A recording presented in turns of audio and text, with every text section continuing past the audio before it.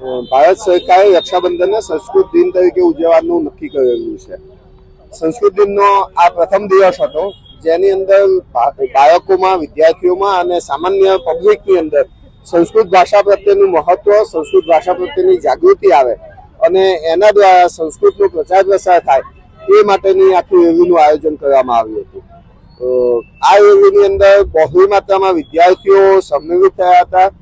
સંસ્કૃત ભાષાનો જે ભવ્ય વારસો છે, જેના દ્વારા સંસ્કારોનું સિંચન થઈ રહ્યું છે અને આ વારસા દ્વારા વિદ્યાર્થીઓમાં પણ અને આવનારી પેઢીમાં સંસ્કૃત દ્વારા જે સંસ્કાર સિંચન છે, ભારતની જે સંસ્કૃતિ છે એ જળવાઈ રહે એ માટે રેલીનું ભવ્ય આયોજન કરવામાં આવ્યું હતું. શાળાઓ દ્વારા અને બાળકો દ્વારા મોટી સંખ્યામાં રેલીમાં ભાગ લેવામાં આવ્યો હતો.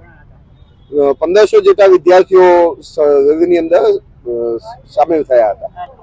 ગુજરાત સરકારના શિક્ષણ વિભાગ દ્વારા સંસ્કૃત ભાષાના સંવર્ધન માટે ગીતાના શ્લોકો અને ગીતાના અધ્યયનો એ દરેક ધોરણમાં સમ્મિલિત કરવામાં આવ્યા છે અને ધોરણ 5 થી લઈ અને 12મા ધોરણ સુધી સંસ્કૃત વિષયની અંદર ગીતાના શ્લોકો અને ગીતા એક આખા અભ્યાસક્રમ તરીકે સમ્મિલિત કરવામાં આવ્યું છે.